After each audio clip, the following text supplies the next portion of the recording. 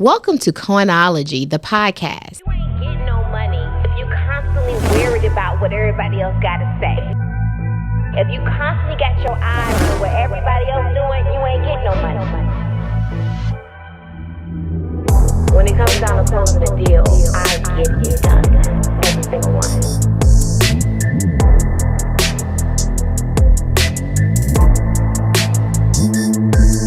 I'm the certified deal closer.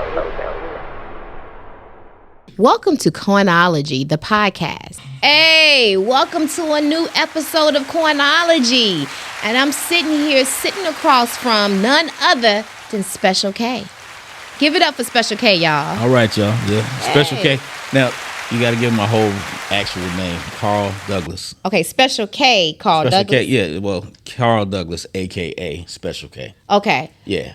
Karl Douglas, a.k.a. Special K. That's a long one to remember. Yeah, because Special K is a character I play on the radio. This character I play as a radio personality, as a comedian, as Radio personality on one of the number one. syndicated radio person, nationally syndicated radio personality. Okay, on the Rickey Smiley morning As show. part of the Rickey Smiley morning show. Okay. Yeah. So, Special K, Karl Douglas, same person? Same person, different people. Okay. Different. So, what's the difference? Like Batman and Bruce Wayne. Okay. So, who's in front of me right now? Special K is the crime fighter, and Karl Douglas is the father, the husband, the social activist, all that kind of stuff. Okay. I'm trying to think of who's here right now. I ain't figured that out yet. You may. As we start talking, I'll kind of figure out which one you get. Yeah. All right. I'm really, really, really excited to have you here, Kay. I've been knowing you for about a decade. Right. Long time ago. Yeah. Long time ago. I've seen your career from all elements. And I'm really honored that you're here today, right? Oh, well, thank you. Yeah, you took a little bit of time out. It's rare that people are honored to see me. I'm honored because you know what? I've actually seen the grind. I've seen the grind. Yeah. I've seen it. And you are now on a national tour. Yeah, I've been on national tour. We started last what's this? Yeah, Royal Comedy Tour. I did that most of 2023. And just did the first date for 2020. Just did the first date to finish out 23 going into 24. Not sure yet whether we're going to do the whole 24 tour. Mm-hmm. That's still kind of in, negotiation. But, yeah, that's with some more. And some more. Yeah, some more. She's the host. Yes, a very good friend of mine. It's my sister. Finally Famous is the name of it? Finally Famous is the name of my comedy special that I'm shooting on October 14th. Okay. Yeah, that's the name of my comedy special. And it's Finally Famous with a question mark because, famous is relative. Mm-hmm. It's a relative term. And it's a term for me that is not as important as it is for a lot of people. Well, I wanted to ask you, how important is being famous? Because I know the conversations that you and I had over a decade ago.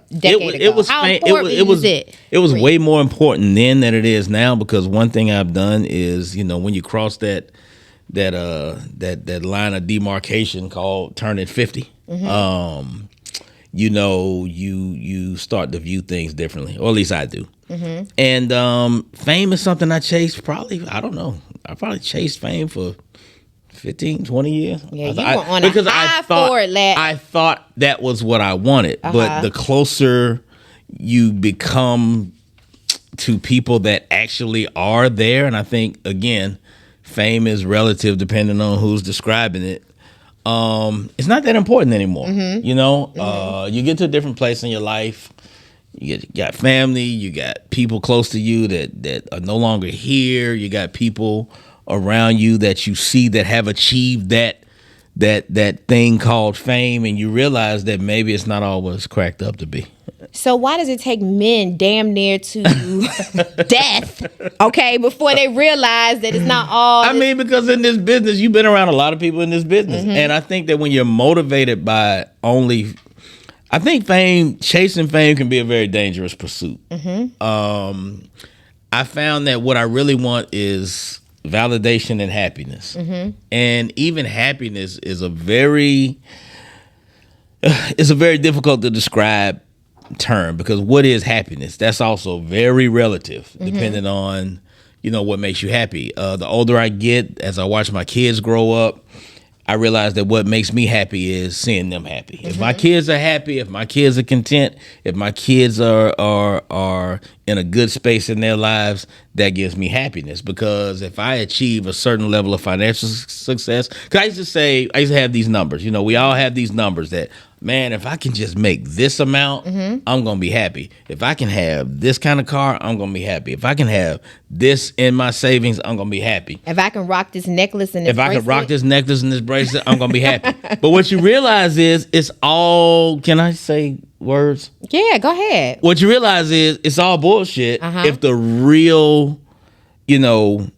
part of your life ain't, like the things that I want to fix in my life have nothing to do with fame, have nothing to do with tours, have nothing to do with money in the bank. The things I want to fix have to do with making my kids whole, because the 5 most important people in the world to me are my kids. And they're all adults now. My youngest is about to turn 20. I saw you made a post on social media the other day. I think you had your daughter up there and you're looking for a son-in-law, right? Let me ask you this. Would you want your son-in-law to be like you? No. Okay, that's I don't want my son-in-law to be like I said, I wonder if Kay want his son-in-law. No. And me and my daughter had that conversation. Okay. And she was very transparent and very honest with me. And a couple of things that she said, because, she's 28 now. This is my oldest daughter. She's 28 now. She's beautiful, by the way. She is absolutely gorgeous, as are all my daughters. But as your wife, they take after your wife. They get it from their mom. The mom is absolutely gorgeous. I picked a good one to plant my seed in. Yes, because I and you're not shabby. Well, I know I'm shallow too, and I know that I'm very superficial, and appearance is very important. Yeah, because you had to get the 10. And if I had ugly kids, I would have an issue with that. Like, I don't care. Like, I don't care if my kid's straight, gay, trans. Just don't be ugly. Just don't be ugly. I can't look at you if you are unattractive. Just don't be ugly in my household and be comfortable. I'm not gonna be comfortable with that. I'm gonna be always looking at you with a side eye, like, why did you mess up the process? Why did you mess up the program? The gene pool, right? But yeah, but Ebony, I'm happy when my kids are happy. I'm happy, like I said, validation is something that I found myself chasing. Because when I stopped and looked at, okay, here I am, I'm 20 years into this comedy thing, 17 years into this radio thing. Am I where I thought I would be? I don't know, because I never planned it out. It all just happened. Like, everything I did over the last 15, 20 years just kind of happened. Just happened. I didn't have a plan. I didn't have a vision board. I was just like, I'm not gonna lie, 23 years ago, I was in federal prison. I was doing my bid, waiting to get out in I think it was June of 2001. But I was waiting to get out. Into that, let's go all the way back. I had no plan. Where are you from, Kay? Born in Philadelphia, raised in Decatur, Georgia. Okay. Dual family household, single mom, single dad. My mom and dad was together until I was 10 or 11. I don't even remember. But they split when I was 10 or 11. My dad left. And then it was just me, my mom, and my 2 older sisters. And then my stepdad, he came into the picture when I was about 13, maybe. So that was your male influence. Yeah, that was my male influence. Good relationship. Great relationship. Okay. He looks at me as a son. I look at him as a dad. And he came in, and the first year that him and my mom was dating, he bought me a dirt bike, and that pretty much settled it for me. I'm like, it solidified that I'm like, relationship. hey, brother, good, Right. And the crazy thing is, all these years later, I realized that, damn, this man was dating my mom. She had a 13-year-old son. He bought me a dirt bike, and it made me realize my mama was putting it down. She was doing some things. Like, no, because as a man now, like, I wasn't looking at it in that way then. Okay, Mom. But now looking back, I'm like, damn. For me to be dating a chick that's got 3 kids, and we just dating, and I buy her son a dirt bike. Man, my mom. Well, I guess he understood that he had to. Put that thing. Right. Well, you know what? He had understood that he had to win your heart too, right? And he won my heart, like, because you know what, 13-year-old boy, you buy me a dirt bike, we good. That's it, and you still remember it today. To this day. So, how important was education in your household? Yeah. Not that important. Man, nobody in my family went to college. I don't come from that kind of background. Like my mother, she high school graduate. My dad was a high school graduate. My stepdad, nobody. College was not something that I think I was the first one that they had hopes for to go to college, because I was really smart, but I was also really uninterested in school. So I didn't do well in school because I had really no interest. But my mom used to say she always wanted me to be an attorney. She thought I was going to be a lawyer because I was debating, and I was argumentative, and I always had questions, and she always felt like, okay, this kid going to be a lawyer. And I tell her, be careful what you pray for, and pray with precision, because you prayed for me to be in a courtroom. And I ended up in many courtrooms. I was sitting next to lawyers, but I wasn't. So when did you start having your first bout with law enforcement? Oh man, in my 20s. So, in my 20s. So high school years, you were. High school years, I was not a bad kid. I was a bored kid. Okay. Because I was way more intelligent. Because you got to understand. Back in this is the 80s, so they didn't really do a lot of deep digging into why kids are being the way that they are. You just was labeled, okay, he's rambunctious, he's a problem in class, whatever. But they didn't dig into it, and then it wasn't until my 11th grade year that they did some testing and determined that, okay, this kid isn't the upper whatever percentile of intellect, and the reason he's not going to class and not doing, because he's bored. He's not being, but they didn't have, that was the very beginning of gifted classes. You know what I mean? If they had discovered this when I was in 8th grade, this probably would have worked out differently. I probably wouldn't be here, because I probably would have been an attorney. But you know what though, Kay, I always talk about comedians are probably some of the most brilliant people out there, right? Because the way that you guys process information is so different than, because really comedians tend to be curious, and you guys end up coming up with sets that make people think differently. Right. We process information. We look at things. We observe things, and I'm saying we in terms of the ones who really put some intellect into the comedy. I'm not talking about the classic clowns. I'm not talking about people, Chris Rock. I'm talking about the Chris Rocks, the Cat Williams of the world. The Dave Chappelles.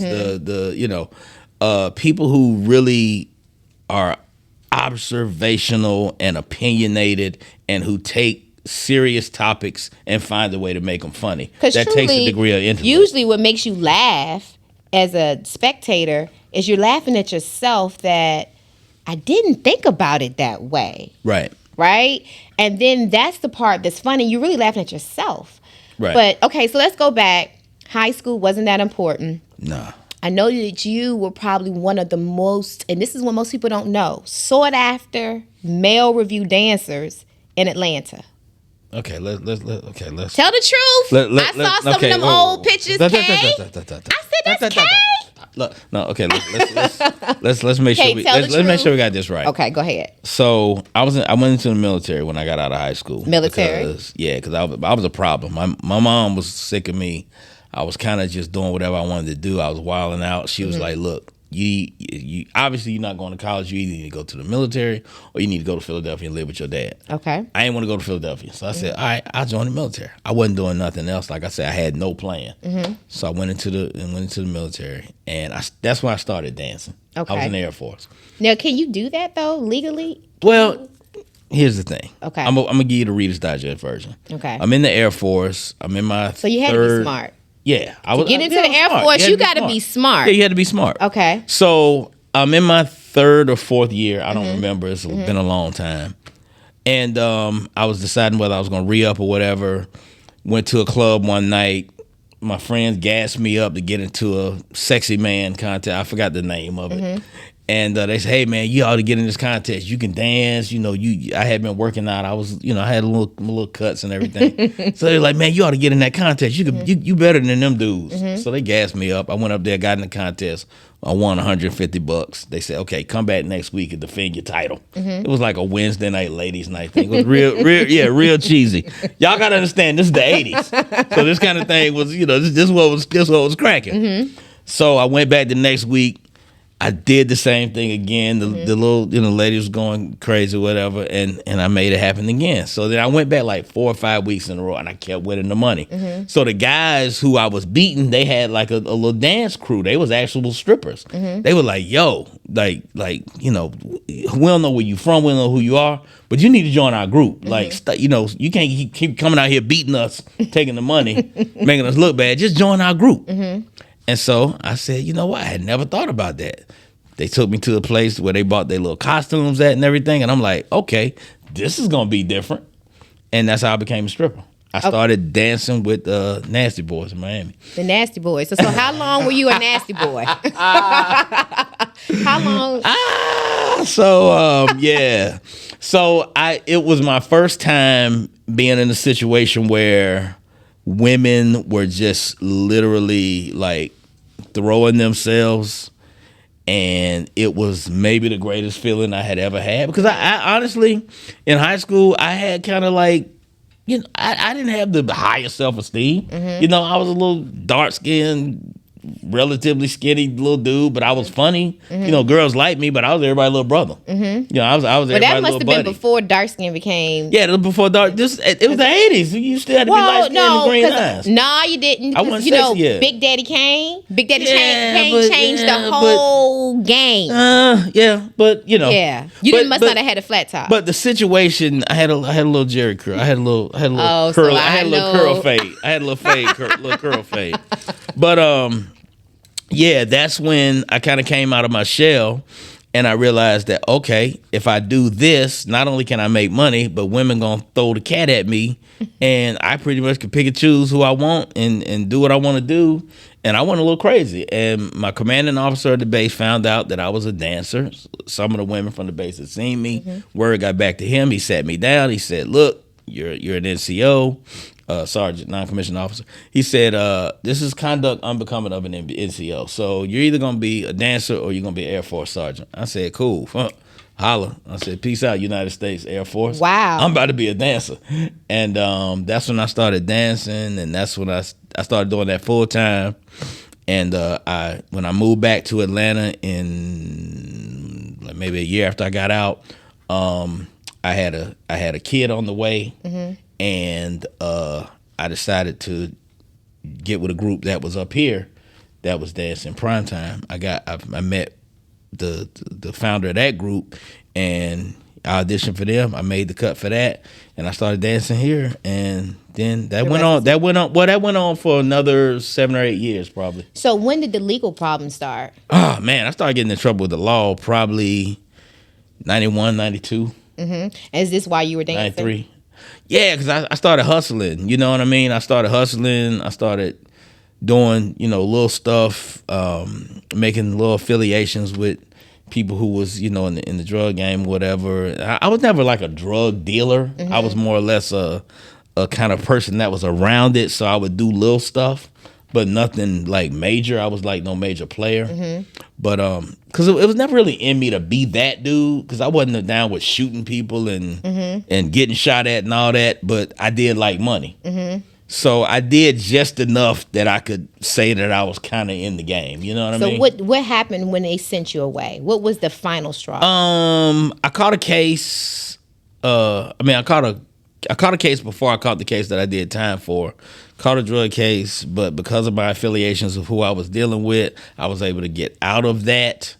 And then I caught a case with the feds for white collar, bank fraud, forgery, that kind of thing. I had found a smarter way to make money, to get money, even though it was illegal, but it was a much smarter way to get a lot more money without getting dirty. How long were you gone? Just under 2 years.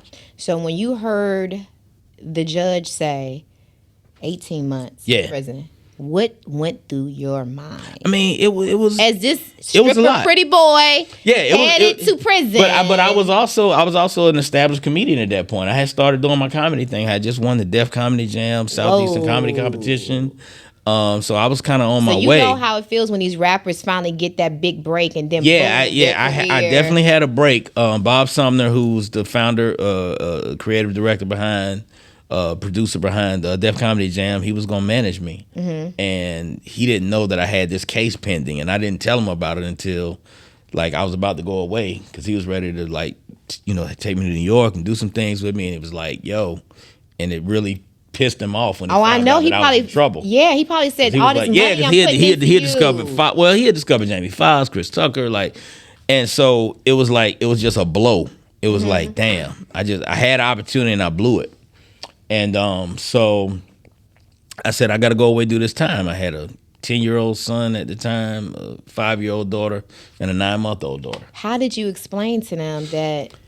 That was tough. I mean, letting them know that, hey, Dad's gonna be gone for a while. It was tough. My son, like I said, my daughter probably took it the hardest. She's 28 now. She was 5 at the time, and she took it. It was tough on her. My baby girl, she was a baby, so she didn't really understand what was going on. But my daughter, it was tough for her. So your wife held it down for you. She held it down. Wow. Yeah, she held it down with them 2 kids, and Did you allow the kids to come visit you? Yeah, they came to see me because they let me stay in Atlanta. So I was in Atlanta, so they would come maybe once or a couple times a month. They would come over and do the whole visitation thing, and it was what it was. So when you were released, you said never again. No, I ain't say never again. You ain't say never again, right? No, I got in trouble after. That. So because I didn't get no more time, but I got into a little situation after that. But when you hustling, man, like people who hustle, it's hard to get that hustle out of you, especially if you hustling on that kind of level. It's hard to get that hustle out of you because it's quick money. Yeah, it's quick money. It's kind of easy money. The risk reward factor is, the reward kind of outweighs the risk in a sense if you can justify it in your mind. And so it's hard to not go back to that. But because I had a talent, because I was able to tell jokes, because I was able to be funny, I had that to kind of fall back on. And then the radio thing happened. But to say, how did you end up on the Rickey Smiley, though? Okay. How did that happen? That happened because my manager at the time was also working with Rickey. He had been my friend and manager from the stripping days. But he had left the group behind and started managing different people. Okay. So he was working with Rickey at the time, and he was like, yo, you need to come do some dates. So me and Rickey had already met before. And he was like, yo, I got some dates with Rickey. You need to come out on the road with us and let's try to, strengthen y'all relationship or whatever. And at the time, Rickey, it was 2006 or something, he had just started his radio show. Steve Harvey had turned his radio show in Dallas over to Rickey. And so Rickey had been on for maybe a year, and he said, hey, we were on the road. He said, hey, why don't you come to Dallas and just hang out for like a week and help me come up with some ideas, because I got this radio show and I just want to be different. I want to be, just really do some wild, funny stuff. Just come down and hang out for like a week, and let's see what we can come up with. So I went down to Dallas for a week, and that week turned into 2 weeks, turned into a month, and just kept coming up with ideas, Bernie Jenkins church announcements, this just in, top 5, just all kind of little crazy stuff that I had always thought about would be funny. I did some prank calls. Like, we just did whatever. We was trying. So you were one of the pioneers, the beginning. Yeah. Came up with a lot of the structure. Yeah. So as the show began to grow and began to pick up steam, then the show actually was... We got syndicated a year after. Syndicated, and you stayed. Yeah, we got a syndication deal. But then Dish Nation picked up the show, right? Yeah, Dish Nation. Dish Nation picked up the show, but you weren't a part of Dish Nation, right? Okay. So how did that feel? You want to hit the sore spots. But how did that feel, though? Because you were part of the creation. I mean, I ain't gonna lie. It was that was a situation that came about, I think, in large part. He had changed management during the course of all of this. So when the Dish Nation thing came along, the person who was managing his situation at the time didn't feel like it was necessary. And this is coming from this person to me. Didn't feel like it was necessary to have two people doing. Didn't feel like it was necessary to have two comedians in that space. But they took everybody else from the show. He was the comedian. Then you had Crack, you had Ebony, you had Rock, you had Gary. So everybody was doing something else, but they weren't stand-ups. And so her thing was, I don't need you doing what he does. We already have a comedian. He's the star. He's a comedian. We don't need you to be a part of this. But how did you feel? I was pissed. Part of the creation of this. I was very upset. So tell me this. How did you keep your head up and you still went in every morning and did the radio show, and then your co-workers then go over and shine on Dish Nation, and it was tough. You were left out. I'm not gonna lie. I was very bent out of shape. Did you become bitter? Did you become bitter? I did. I was very, yeah. Do you think that bitterness impacted your relationship with Rickey at all? We had a couple of conversations about it. He explained to me what his position was on it, that, where he was with Fox and what his, power was and was not. I had my own feelings about it. We talked about it. We had some exchanges. I would say that was a little elevated. And, and I had a decision to make. I said, okay, I can either stay with this situation and just swallow this pill and deal with it and hope that maybe, year 2, year 3, somebody will say, hey, you know what, maybe we can find a way to make this happen, make this work. And it just never did. And yeah, I felt some kind of way about it, because it's like being a part of a football team and they go to the playoffs and to the Super Bowl and you don't get the ring. You don't get the ring. You know what I mean? Yeah. It was not a good time. So how did you not sabotage this situation? Because a lot of people would not have been able to process that, and they would have sabotaged their situation on the radio. Nah, I mean, I tried to just look at the bigger picture, and say, okay, I can either be a bitter Betty and really, just kind of pout and stomp my feet and just kind of be an asshole and just do things to, like you said, sabotage the situation, or I can stick with it, make the most of it, make the best of it, get what I can out of what I do have as being a part of a syndicated radio show, and just keep it moving. And that's what I decided to do, because one thing about this business is when you do take that route, sometimes you end up cutting your own throat. Oh, most definitely. You know what I mean? Because not sometimes. What you don't want to be is that person that, is known to be difficult to work with, angry. That kind of on your way out the door, you smearing crap on the wall and you pissing in the copier and you doing all kind of weird shit. The way the way Nene left Bravo. Yeah, like you don't want to. What you think about that though? You don't want to leave raggedy. I mean, I'm not a big Housewives person. Like, I don't really watch all that shit. But I think there's something to be said. This is a very small business. That's right. And you never know who you're going to come back across. And I try to leave any relationships in this business, I try to leave them not raggedy. Because when you leave it raggedy, like I said, you never know who's going to be sitting in that office when you get another opportunity some years down the road. And it's the same person that you shitted on 5 years ago, or on your way out the door. They're calling the person you shitted on to get a reference on you. Right. So as hard as it is to not be that guy, it benefits you to be the bigger person and just say, you know what? For whatever reason, that situation didn't come my way. For whatever reason, that situation didn't work out. For whatever reason. And, for whatever reason, maybe it just wasn't meant to be. Maybe that wasn't my blessing. And, and if that had happened, maybe that could have been a bad thing, and it could have been a good thing financially, and it could have been a good thing exposure wise, but maybe it could have opened me up to some other things that wasn't so good. So right. Again, that comes with age, that comes with maturity, Wisdom. that comes with, you just got to understand that every blessing ain't your blessing. So let's talk a little bit about being almost famous, a black man in Hollywood.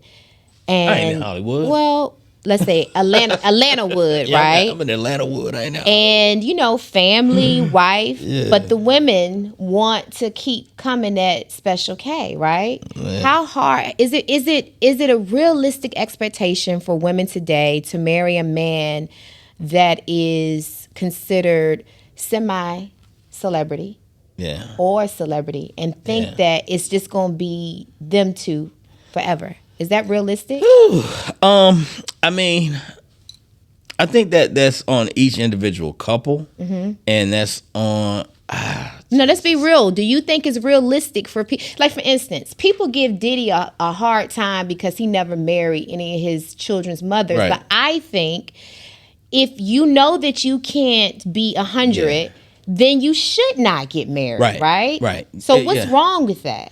I think for a man to figure that out early on and not to go that route, like Jamie Foxx, same thing. That's another thing. Jamie, from his mouth to my ears, I'll never get married because I know I can't.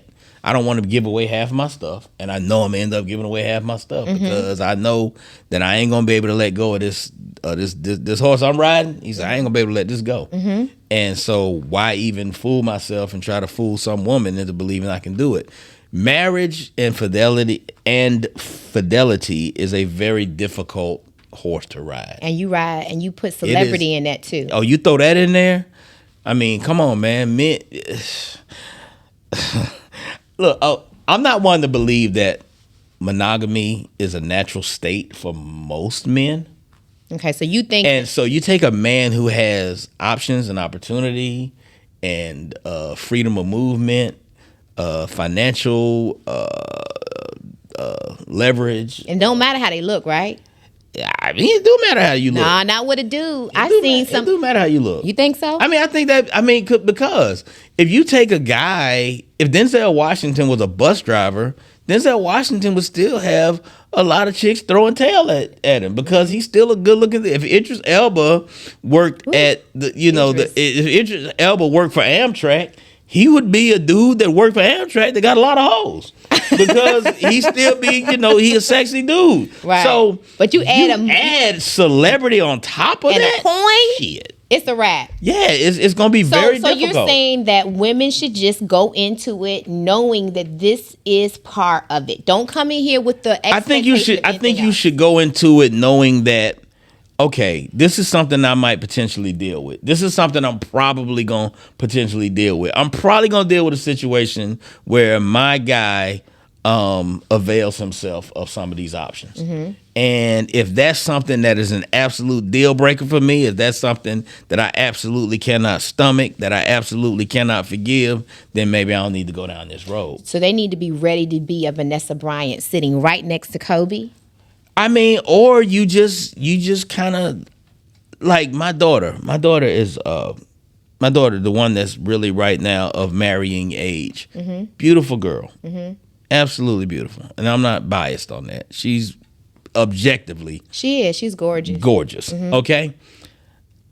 And I talk to her and I tell her, look, if you marry a guy that's a top 5%er, God forbid a top 1%er, but a top 5 or a top 10% guy in a city like Atlanta, understand.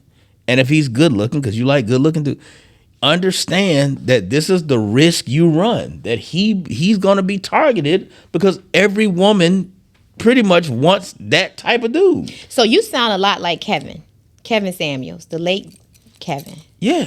Yeah. He told no lies. He told no lies, huh? He told some. Okay. Some things he said was all right. So let's talk about the high value man. So you're saying that you believe that women have a misperception of what a high value man is looking for. Right. Right? Yeah.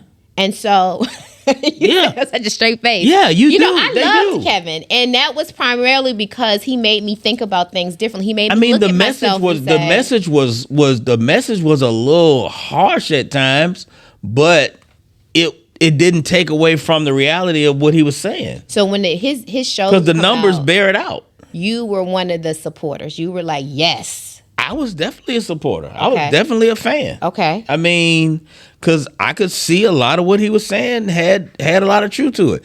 I saw some crazy number a couple weeks ago, and I can't remember the exact numbers, but it was like you got for probably 200,000 men, black men in a certain category, you probably have 8 million women that are looking for those 200,000 black men. Mm-hmm. And so there's only so many black men, like I think one of the factors was like the 666 factor.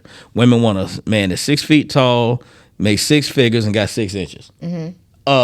At least on all 3 of those sixes. Now, okay, honestly, I only fit 2 of those categories because I'm 5'9". Okay. But anyway. All right. All right now. All right. And that's as far as I'm gonna go with that. However, 2 out of 3 ain't bad. Shit. Yeah, when you in that category, you gotta understand everybody is shooting for what you got. That's right. Mm-hmm. So and women can say, oh well, it can be the same way with women because a woman. No. That's not how it works. Well, what do you think a woman can do to keep her man Nothing. at home? Nothing. Nothing. That's up to your man. There's nothing there's nothing you can do. You can't screw him enough. You can't cook enough for him. Mm-hmm. You can't put enough what do they call it? Air tags on his phone and his car. You can't. If a man wants to dip and stray and do his thing, he's gonna do his thing. So I have an old adage that I believe that once you allow you find it, you catch him. Yeah. You guys work through it. Right. If he knows you're not going nowhere, it's a wrap. Kind of, sort of, yeah. It's a wrap. So, because what can a woman do? So let me ask you this: what is required for you to stop roving? Here's the most important thing. Here's where I've become a politician. Okay. Here's the most important thing in fidelity in a relationship: the strength of the friendship. Okay. Between the couple. If the couple, if your friendship within the marital relationship, if the friendship isn't strong, that's where you're gonna have problems. Okay. Because it's much easier to be loyal to your friend than it is to your mate. Mm-hmm. Because if you think about it, if you think about the friends that you have, and I'm talking some of us have lifelong friends that we've had since we were teenagers or young adults or even prior to that. It's way easier to be loyal to those people because these are people who you not only love, but you like, and you want them to remain a part of your life. Like there's a couple of friends that I can think of that I never, ever, ever want to not be a part of my life. Mm-hmm. Now, you got to feel that same way about your mate. And this comes with age and kind of wisdom.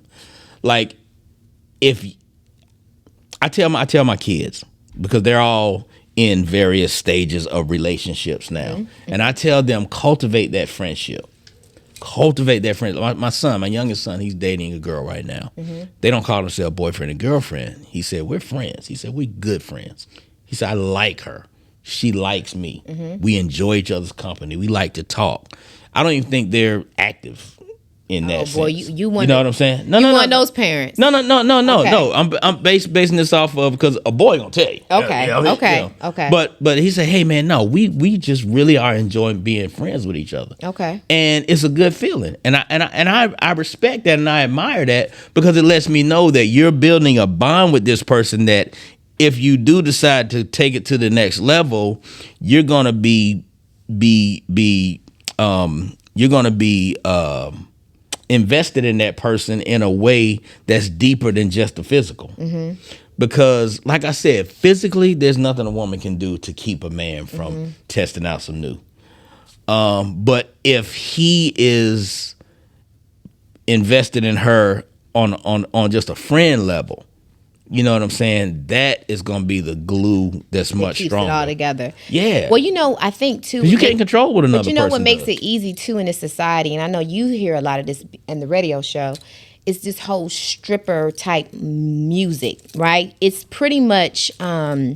I think we live in a time now where it is, it started with Lil' Kim and Foxy, where it was very popular for women to be able to be seen as sexual objects. I mean, now you got... Well, the whole women to have the freedom to be as sexually liberated as men. Some of it is liberation, and some of it booty hole brown. Yeah. I think it's going too far. It started. Let's say.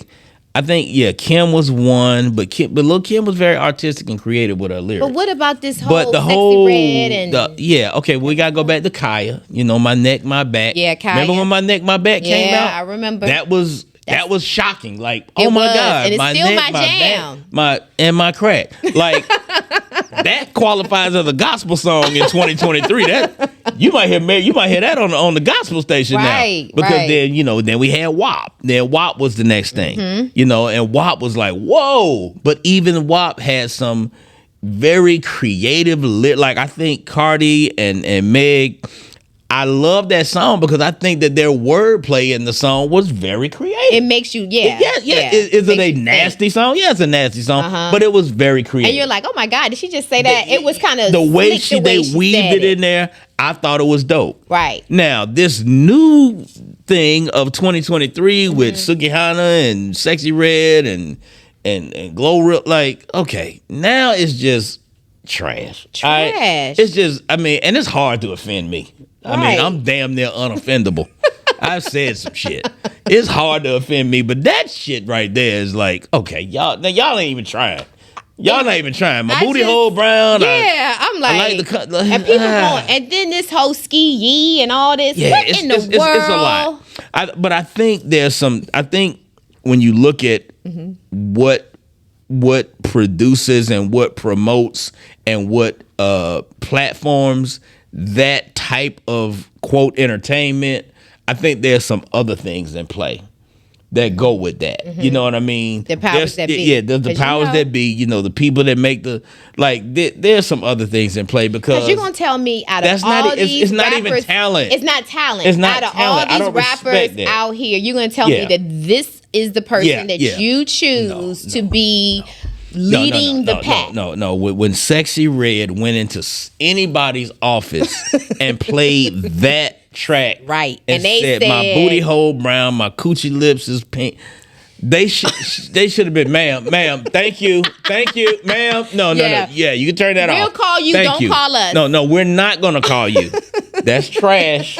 We're not gonna put that out. Right. That should have been said. That should have been said. And when that wasn't said, that lets you know that there's another agenda going on. Major agenda. Because it's taken our culture down a road of just, it's degrading.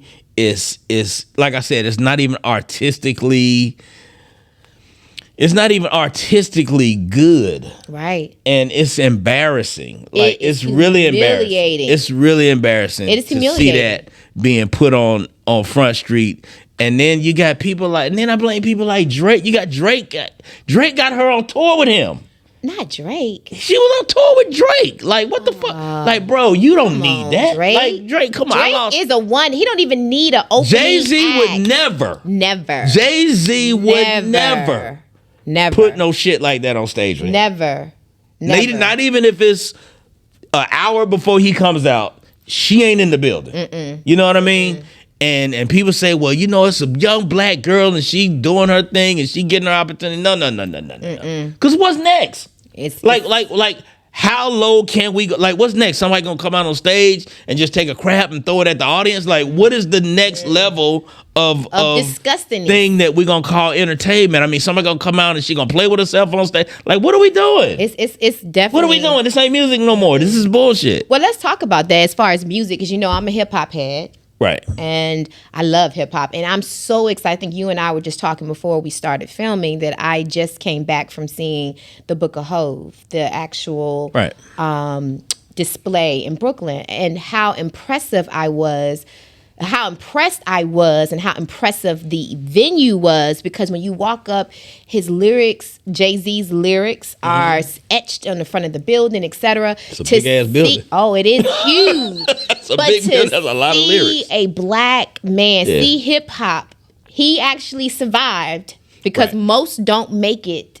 Yeah, I would have to say Jay-Z is probably my favorite. I would say he's my number one. So he, in your eyes, he is Hove. Yeah, he is that. Yeah, Jay-Z. I'm not gonna lie.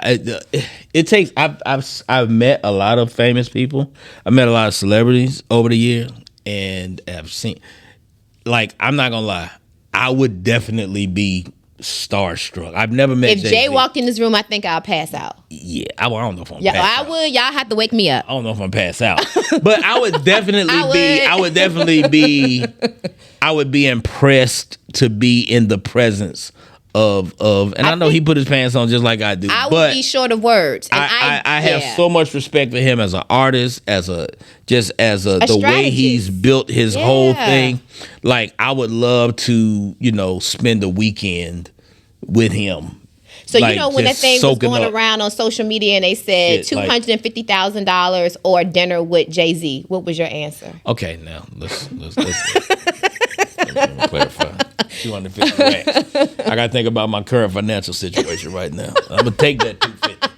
I'm gonna take that. Now I'll listen to some Jay-Z audio books, but I'm taking them 250 racks. So you gonna take that? I ain't gonna lie, I'm gonna take that 250. Okay, you gonna take. Let me ask you another question that I think I saw a post. We came out of this Montgomery brawl about 3-4 weeks ago. Yeah.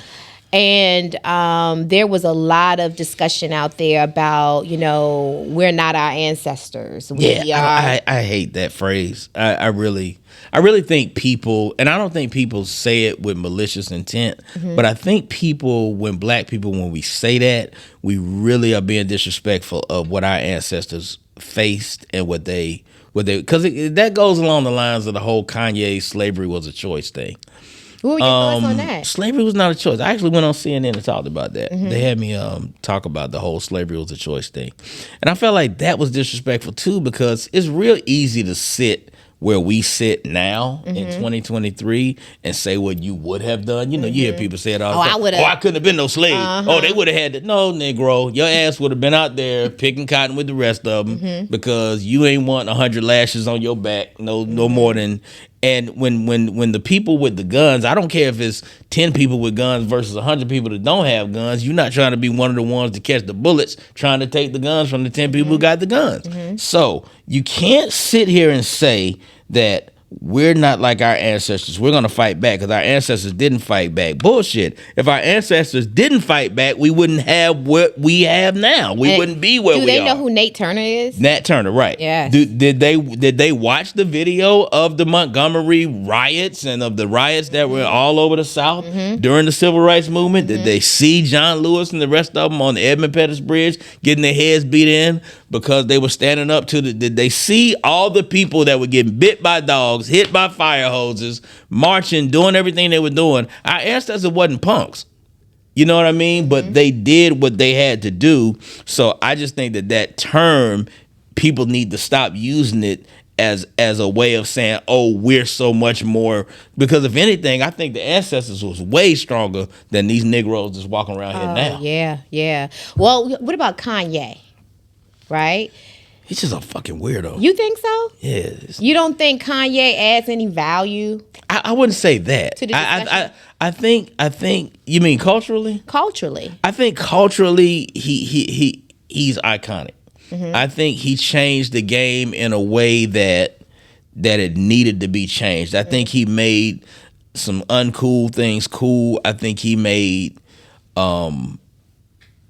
he brought a certain level of intellect and talent and skill and creativity to the rap game that it desperately needed when All Falls Down and Gold Digger and Jesus Walks and Stronger and Touch the Sky and all that came out. Like, I got a Kanye playlist in my phone. It ain't going nowhere. I think that losing his mom may have triggered something. I think that there's some issues there, but I think at some point he turned into a weirdo. He started doing just weird shit, you know. But is it weird or is it just different? I think he's able to think outside of the norm, and anybody that's typically a free thinker is considered. I mean, I don't know that I'm necessarily using weirdo as a slam against him. I'm not saying he's a bad person, but I think when I say weird, I mean like, bro, you're just you moving in a way that's so outside of my grasp of understanding that to me is weird. So could he be a genius? I think on some levels, he's definitely a creative genius. Let's talk a little bit about the most recent indictment, the third indictment of our former president, Donald Trump, right here in the great state of Georgia. Right. Okay. Mm-hmm. First of all, do you think that indictment is going to see the light of day? I do. Do you think he's going to be actually found guilty? I do. Do you think he's going to see the inside of a jail cell? That is yet to be determined because we live in America. And in America, you got to understand that the justice system was set up to protect men exactly like Donald Trump.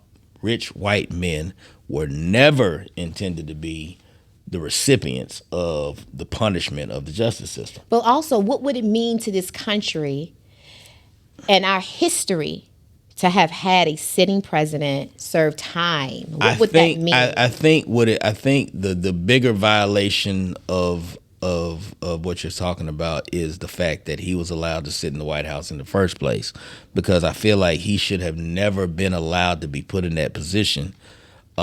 He was put in that position because of what he represented and because of the way he looks, not for what his qualifications were. I think that we went from having the most qualified, some could say the best representation of a black person hold that office. And I think that the psychological backlash of America to seeing the best of black, it had to be replaced with the worst of white. Mm-hmm. Just so that psychologically America could say, yeah, you all had to have your absolute best, and we're going to show you that we can put our absolute worst in that exact same seat.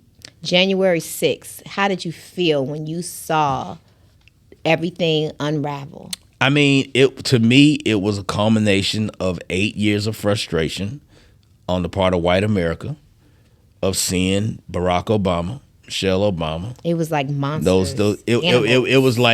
It was all that boiled up frustration of having to swallow this black family in the White House, because the black family in the White House is something that was never supposed to happen. They went and I bananas. Think it did a psychological mind fuck on white America. Ooh.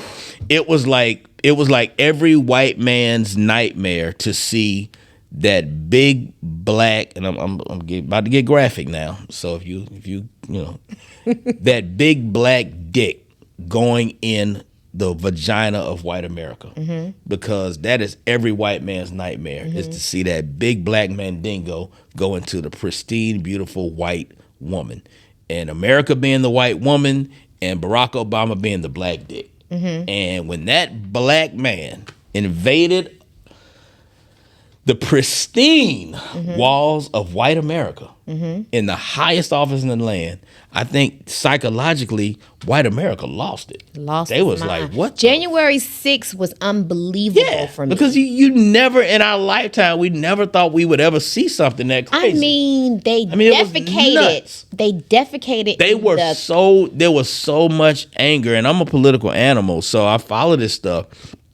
And that level of anger that was directed toward Barack and Michelle Obama during the time that they were in office, the level of anger on talk radio, on right-wing media, on conservative whatever media, whether it was radio, television, print, blogs, podcast, the level of absolute, I mean, they were livid that this man was in office. And in reality, it ain't like he was Malcolm X. I mean, what did he really do? Well, that's why I was going to ask you. He was the nicest possible. Well, they wouldn't even they wouldn't allow him to do much in there. Not. But you know what? I think you're going to appreciate this. Last night on CNN, I saw, and I said, whoa, it made me mad. I had to turn the channel off.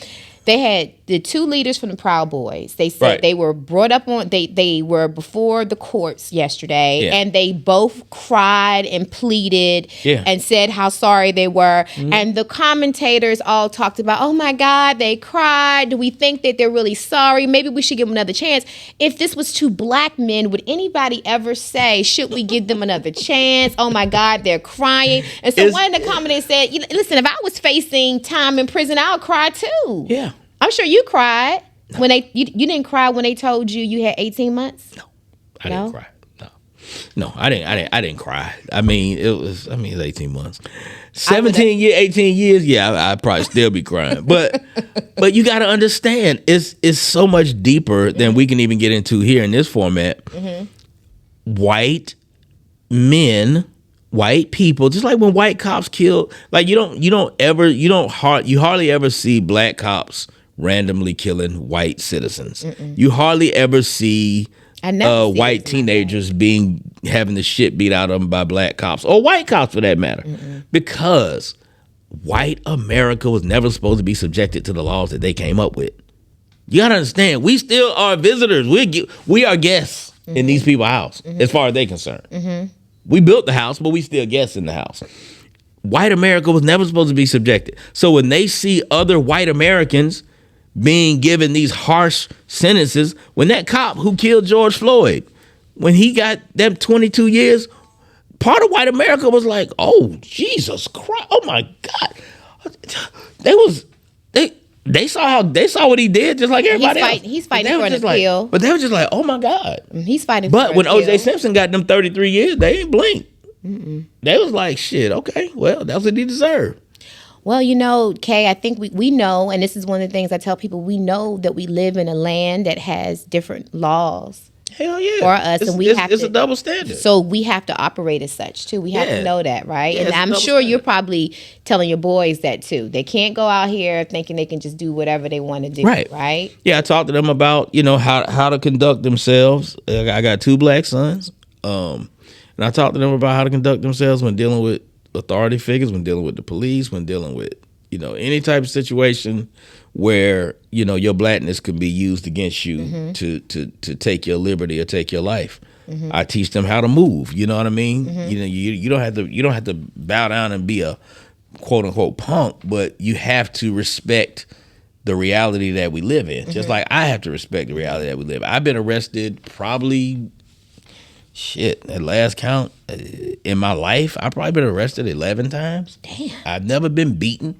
I've never been mishandled. So you always peaceful. I've never been roughed up. I've never been beaten. I've never been in any situation where obviously I've never been shot or nothing like that. But it's because I know how to move in certain situations. I know when to shut the fuck up. Mm-hmm. I know when to be aggressive and when to tone it down. Mm-hmm. You know what I mean? Because as a black man in America, you better know how to move like that. If you want to stay alive. Mm-hmm. Like I said, a lot of our ancestors, they just understood how to move. It wasn't that they was strategically they understood. But everybody wasn't that turner. So I know you got to run. I know you one of the most busiest men out here in Atlanta. I got absolutely nothing to do today. I'm glad you put that out there like that. I ain't got shit to do. I know you got to go and practice for your next tour date. I ain't got nothing to do. I don't practice. I just, man. You just get on the stage. Man, people who say that, people. Let me dispel a couple of myths here. People who say that people who work in radio work hard, and people who say that people who do stand up work hard. Both of y'all wrong.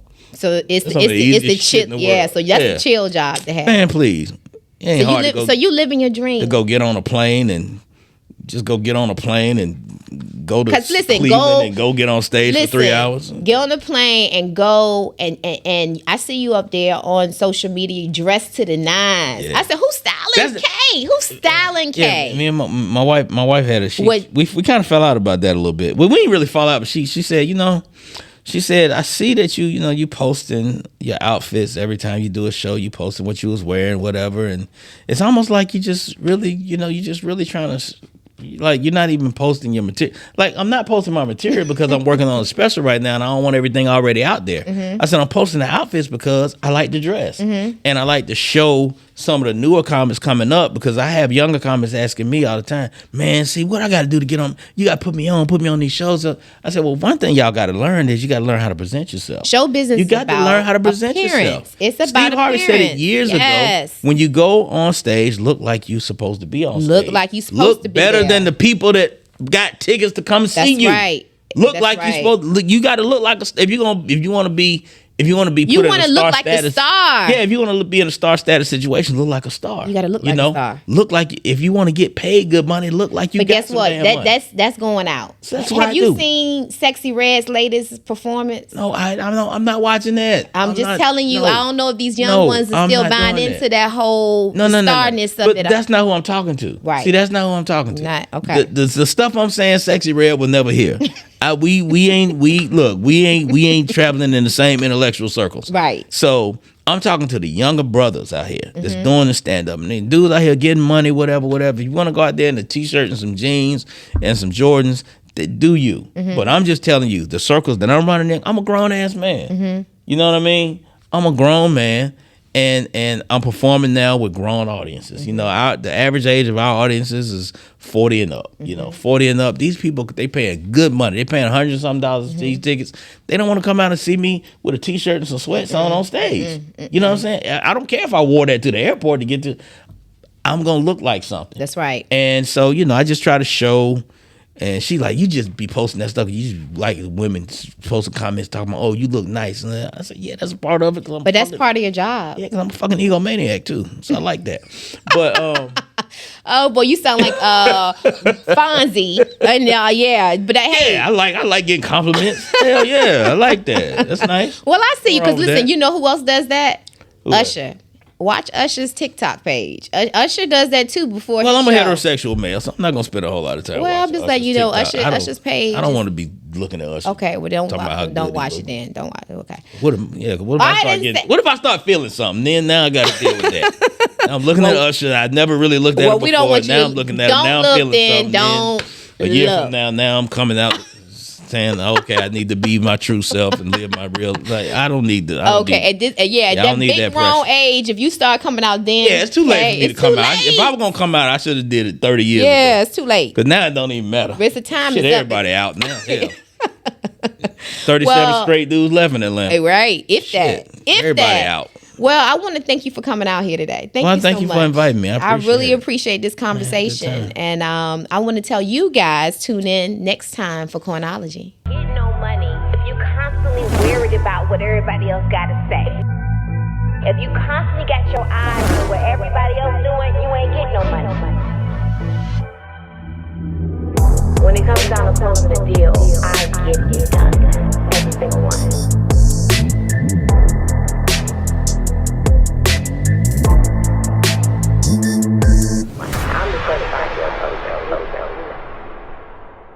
Welcome to Coinology, the podcast.